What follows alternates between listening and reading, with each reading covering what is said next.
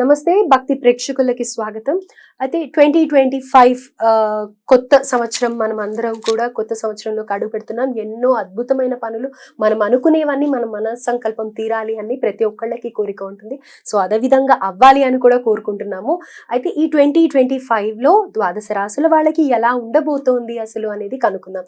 మనది 2025 ఉగాది నుంచి మనం మన రాశులు చెక్ చేసుకుంటూ ఉంటాం. కానీ ఇప్పుడు కొంచెం త్వరగా ఇంగ్లీష్ క్యాలెండర్ ప్రకారం కూడా అందరు చూసుకుంటూ ఉన్నారు కాబట్టి అందరికీ తగినట్టుగా ఎలా ఉండబోతుంది అనేది మనతో డిస్కస్ చేయడానికి ప్రస్తుతం మనతో పాటు మన స్టూడియోలో ఆస్ట్రాలజర్ అనుపమ గారు ఉన్నారు. వారితో మాట్లాడి ద్వాదశ రాశుల వివరాలు తెలుసుకుందాం. నమస్కారం. నమస్తే అండి. సో ధనుసు రాశి వాళ్ళకి 2025 జనవరి నుంచి డిసెంబర్ వరకు ఎలా ఉండబోతుంది అంటారు? ధనుసు రాశి వాళ్ళకి 2025 సంవత్సరము గురుడు బిగినింగ్ ఆఫ్ ద ఇయర్ వీళ్ళకి షష్ఠ స్థానంలో సంచారం జరగడం మనకి కనిపిస్తూ ఉంది. సో గురుడు కూడా కొద్దిగా వీళ్ళకి అంత ఫేవరబుల్ రిజల్ట్స్ ఇచ్చేలాగైతే కనిపించట్లేదు. అది కాకుండా వీళ్ళకి తృతీయంలో శని సంచారం, అంటే వీళ్ళకి ఏలినాటి శని ప్రభావంలో లేరు, కాకపోతే తృతీయంలో శని సంచారము అండ్ చతుర్థంలో రాహు సంచారము, దశమంలో కేతు సంచారము. ఇది ఇండివిజువల్ గా ధనుసు రాశి వాళ్ళకి మే 2025 వరకు ఉండే గ్రహ గోచారం అన్నమాట. సో ఏ రకంగా చూసుకున్నా శని యొక్క బలం తప్ప ఈ మిగతా 3 గ్రహాల బలం అంతగా లేదు, వీళ్ళకి యోగించట్లేదు.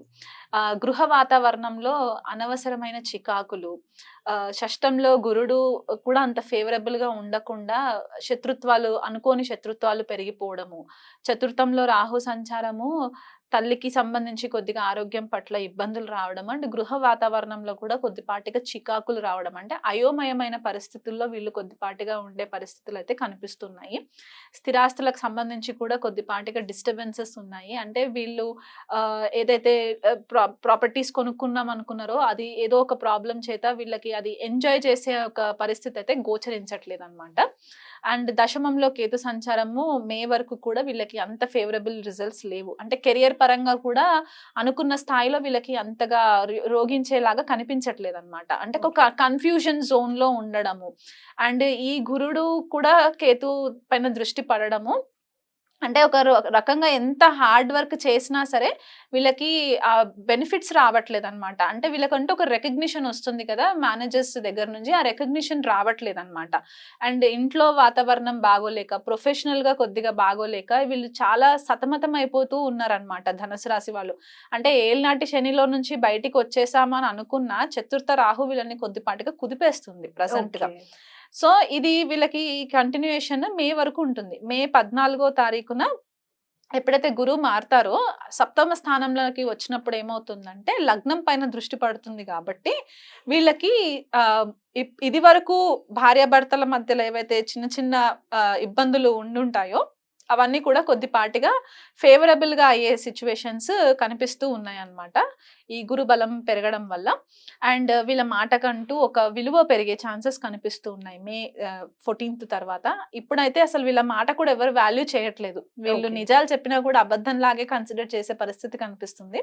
సో గురుబలం పెరిగిన తర్వాత ఈ ఫిజికల్ బాడీలో కూడా కొద్దిగా మార్పులు రావడము, అనారోగ్యాలు ఏవైతే ఉండినాయో అవన్నీ కూడా మెల్లిమెల్లిగా తగ్గుముఖం పట్టడము. ఎందుకంటే షష్టంలో గురుడు కొద్దిగా హెల్త్ ఇష్యూస్ కూడా వీళ్ళకి ఇచ్చి ఉండాలి.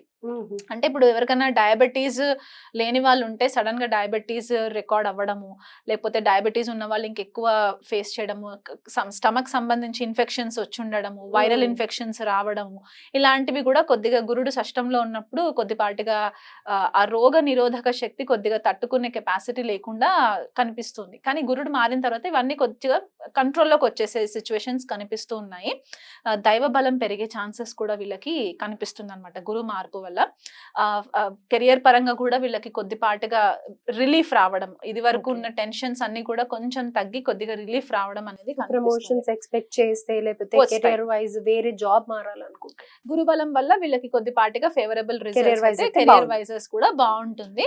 కాకపోతే శని వీళ్ళకి చతుర్థంలోకి ఎంటర్ అవుతుంది అనమాట. రాహు తృతీయంలోకి ఎంటర్ అయిన తర్వాత శని చతుర్థంలోకి ఎంటర్ అవుతారు.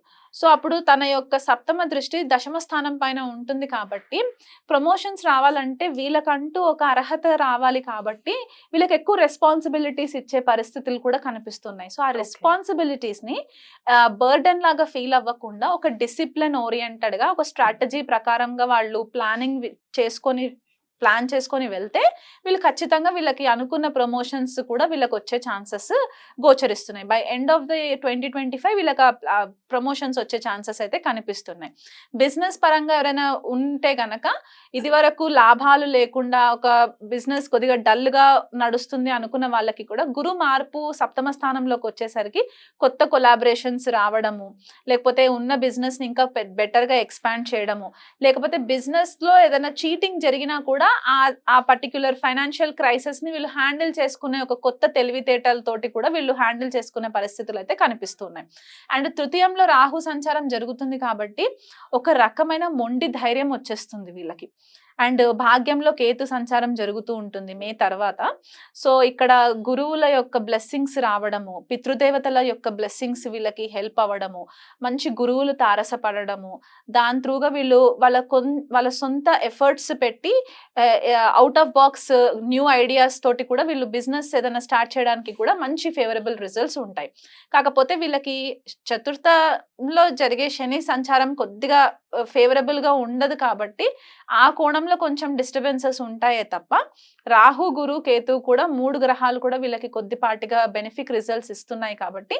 అండ్ ఈ గ్రహాలు అంటే మనకి శని యొక్క దృష్టి గురు యొక్క దృష్టి కూడా ధనుసు రాశి పైన పడుతుంది కాబట్టి డబుల్ ట్రాన్సిట్ అంటారనమాట. సో వీళ్ళ కొద్దిగా ఈ 2025 ఇయర్ కొంచెం ట్రాన్స్ఫర్మేటివ్, అంటే మనకి ద్వాదశ రాశుల్లో కంపేర్ చేసుకుంటే వీళ్ళకి ఒక ఫ్యూచర్ ఫ్రూట్స్ బాగుండాలి అంటే ఇప్పుడు వీళ్ళకి కొద్దిపాటిగా ట్రాన్స్ఫర్మేటివ్ గానే ఉంటుంది, ఖచ్చితంగా పాజిటివ్ ఉంటుంది వీళ్ళకి. అయితే మీరు చెప్పినట్టుగా హాఫ్ ఆఫ్ ద ఇయర్ కొంచెం ట్రబుల్ ఫేస్ చేసినప్పటికీ తర్వాత రిలీఫ్ అనేది ఉంటుంది అని అంటారు. మరి వీళ్ళు ఫాలో అవ్వాల్సిన రెమెడీ ఏంటి?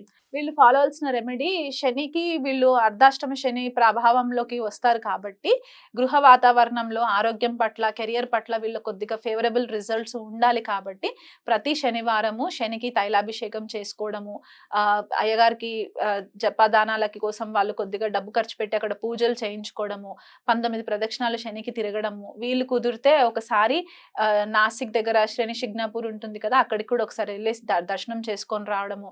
ధనుసు రాశి కాశీ తోటి కనెక్ట్ చేస్తాం కాబట్టి ఆర్థికంగా ఫేవరబుల్ గా ఉన్న వాళ్ళు కాశీ యాత్ర చేసుకున్నా కూడా వీళ్ళకి చాలా ఫేవరబుల్ రిజల్ట్స్ వస్తాయి. ఎందుకంటే భాగ్యంలో కేతు సంచారం కాబట్టి మనకి కాశీ చాలా రిలీజియస్ ప్లేస్, ధార్మికమైన స్థలం అని చెప్తూ ఉంటాం కాబట్టి అక్కడికి వెళ్ళొచ్చిన తర్వాత కూడా వీళ్ళకి మంచి ఫేవరబుల్ రిజల్ట్స్ కనిపించాయి. ఎప్పటి వరకు వెళ్ళాలి అని అంటారు?